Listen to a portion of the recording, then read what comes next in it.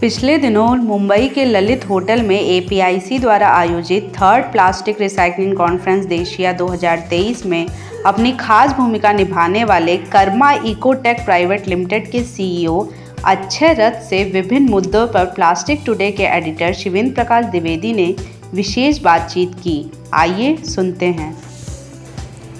अक्षय रथ साहब, plastic today में आपका बहुत बहुत स्वागत है। तो सबसे पहले आप अपनी कंपनी के बारे में बताएं, यह किस तरह से काम कर रहे हैं। इकोएक्स जो मेरा कंपनी है, एक B2B मार्केट प्लेस बनाया जहाँ ये दोनों बायर एंड सेलर रजिस्टर होते हैं और अपने रिक्वायरमेंट बायर अपने पोर्टल में पोस्ट करते हैं, जो इन्फॉर्मेशन ऑटोमेटिकली सिस्टम के द्वारा PW के पास पहुँचते हैं। PWP उसको रिस्पॉन्ड करके अपना प्राइस और टेक्निकल स्पेसिफिकेशन वगैरह इन्फॉर्मेशन देते हैं। Based on the due date and time what PIBO is put in, उनको कोटेशन मिलती है। कोटेशन कंपैरेटर इनबिल्ट है जहां उनको L1, L2, L3 इंफॉर्मेशन मिलती है। फिर वह डायनेमिक निगोशिएशन कर सकते हैं to finalise the successful vendor final होने के बाद वो वेंडर को जो भी टारगेट दिया जाता है रिसाइकलिंग करने के लिए, जैसे कलेक्शन करना है, ट्रांसपोर्ट करना है और रिसाइकलिंग करा के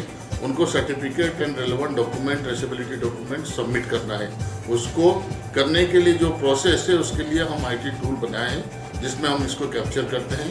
फिर डेटाबेस को ज़्यादा सिक्योरिटी एंड सैनिटी देने के लिए हम उसको हाइपर लेजर और ब्लॉकचेन टेक्नोलॉजी के माध्यम से QR कोड तक ले जाते हैं जो यूजर फ्रेंडली होता है। और QR कोड में आपकी जितने भी इंफॉर्मेशन है to prove that it is ethically collected, transported and recycled. अभी जैसे आपने कंपनी को इस्टेब्लिश किया और इस तरीके से आप रिसाइकलिंग पे काफ़ी अच्छा काम कर रहे हैं और सोच भी रहे हैं, तो इस इंडस्ट्री में कैसे आप आए? मेरा जो कंपनी है इसके फाउंडर एंड डायरेक्टर मिस्टर निमित अग्रवाल है। इनकी एक फैमिली कंपनी है रिसाइकलिंग में, करीबन पिछले 20-25 साल से। इनके 3 प्लांट राजस्थान में, एक प्लांट अभी अबू धाबी में है। तो 25-30 साल से क्योंकि ये प्लास्टिक ट्रेडिशनल बिजनेस में प्लास्टिक वेस्ट के जुड़े हुए हैं, तो अपने कोर्सेज कंप्लीट करने के बाद निमित जी ने ये प्लांट स्टार्ट किए थे कि इकोएक्स जैसा एक मीडिया होगा, मार्केट प्लेस होगा, जहां हम छोटे से छोटे रिसाइकलर के पास पहुंचे और उनको मदद करें EPR फंडिंग करके।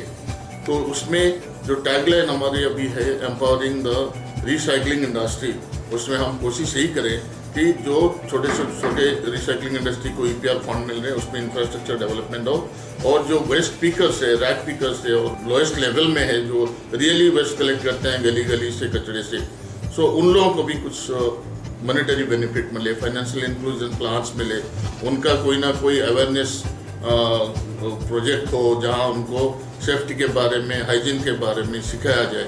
नेक्स्ट प्लान आपका क्या है?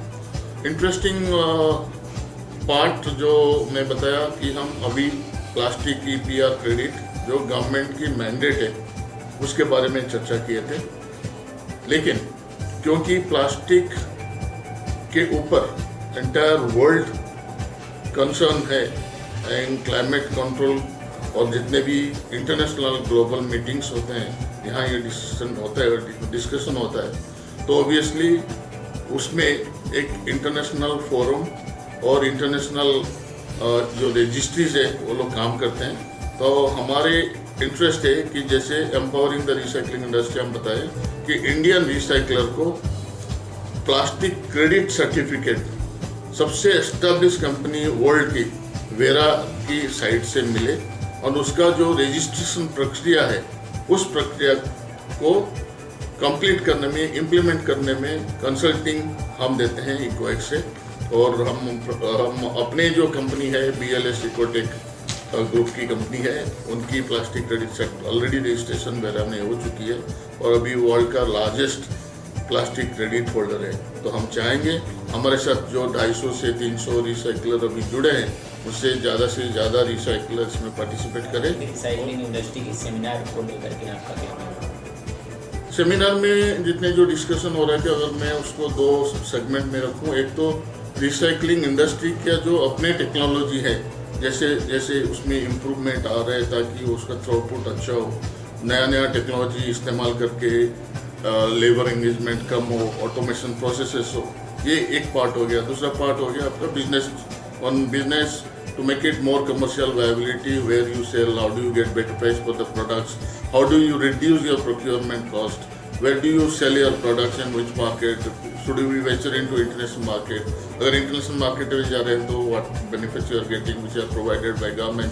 So ये इंटरेस्टिंग डिस्कशन बहुत सारे रिसाइकलर और पैनल यहाँ करेंगे और हमें लगता है कि by the time we complete this entire seminar for the 2 days we will be able to take away a lot of information in terms of how to modernize, what kind of technologies you use, what kind of marketing efforts you put in for our selling of our products, and also how do we use IT tools or say software tools to monetize and leverage. Akshay ji बहुत बहुत धन्यवाद आपका plastics today की तरफ से। Thank you very much.